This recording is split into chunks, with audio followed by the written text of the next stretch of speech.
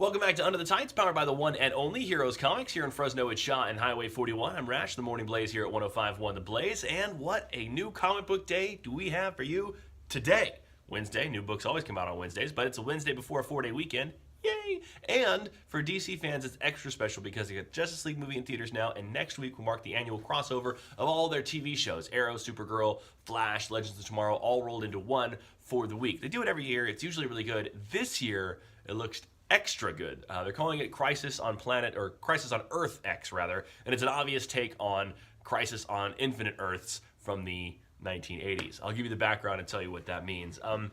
One of the most common questions I get when I'm talking to new comic book fans, or people who are fans of superheroes but don't really read the book so much, is how do you keep all the stories straight? I mean, there's a million different Superman stories, and a million different Flash stories, and Batman stories, and, you know, Aquaman had a hook for a hand, and then he had water for a hand, and then he had two hands. It's all very confusing. Well, that's due to what DC refers to as the multiverse. It's basically unlimited parallel dimensions in which, you know, you have multiple Earths which can be the same yet slightly different. For example, on one Earth, Superman crash lands in Kansas, and he's raised by some farmers, and he becomes a all-American superhero.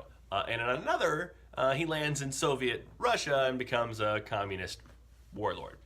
These things happen. So that's kind of the gist. Although that opens the door for some amazing creative writing, because you really can write whatever you want about any hero you want, and then you can just attribute the fact that it's different than the story you're used to the fact that it's, you know, another Earth and part of the multiverse. Well, over time, all of those different stories become kind of convoluted, or really hard for fans to keep track of. I used to joke all the time that, you know, Superman's greatest weakness isn't kryptonite, it's continuity. Stories that all kind of link together. They just don't. So in an effort in the mid-'80s to kind of clean up all those loose ends, a lot of the things that had gone way out of line, Superman especially had a lot of these problems. Of course, he was the world's first superhero. If you think about just the way he'd changed between when he was unveiled to the mid-'80s, I mean, originally he couldn't fly. He could just jump really high because the Earth's gravitational pull wasn't strong enough to keep him down. Then they modified that to flying. Then he was the lone survivor of planet Krypton. Then you find out he's got a cousin, and Kara, who lived, and you got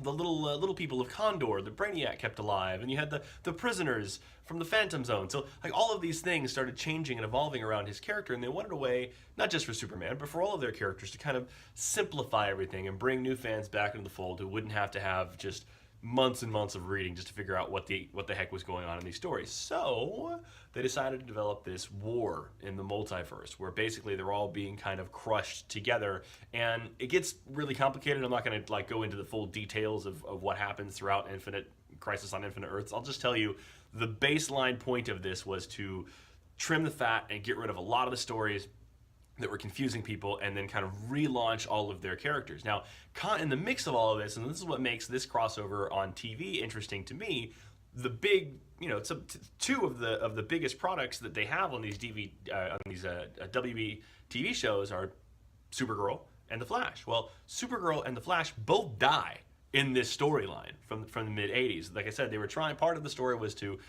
bring Superman back to his core, and that meant he had to be the lone survivor of Krypton. So they killed off Kara, his cousin, and then Barry Allen's version of the Flash was getting confusing to people because you had Wally West, and you had Jay Garrick, and you had Barry Allen, and you had all these other speedsters running around. They decided, you know what, we're gonna move the mantle of the Flash to Wally West. We're gonna kill off Barry Allen. Boom, done. And that's what they did. I don't expect them to do that in this show, but the fact that those two characters both died in this story makes it interesting to me that they're bringing this story in a roundabout way to the TV show. Now, again, it's not modeled after the exact same thing. It's not called the same thing. It's not the multiverse that they're fighting with. This is going to be creatures from a planet called Planet X, which is going to be part of the multiverse that they've yet to discover, in which Supergirl is evil. Looks like Reverse Flash is back. Looks like probably Malcolm Merlyn is in there. So it's going to be all the villains kind of brought back through, but I do like at least the homage to what happened in the mid-'80s with Infinite Crisis, Infinite Crisis came out in the mid-2000s. Crisis on Infinite Earths was the original one. If you want more details, I know, like I said, it's kind of a lot to take in. Go talk to Dave at Heroes Comics. He will tell you all about it. Maybe even be able to point you in the right direction to some of the stories that I'm referencing here. And then enjoy the show next week. It should be good. I think the crossover is 2 nights, Monday and Tuesday. Might roll into Arrow, but I don't know for sure. I think it's just Monday and Tuesday on Supergirl and The Flash. Side note: Barry and Iris are supposed to be getting married too. So there's that. I'm a big fan of The Flash. What do you want from me? Go check out Heroes Comics for new comic day and enjoy your Thanksgiving weekend.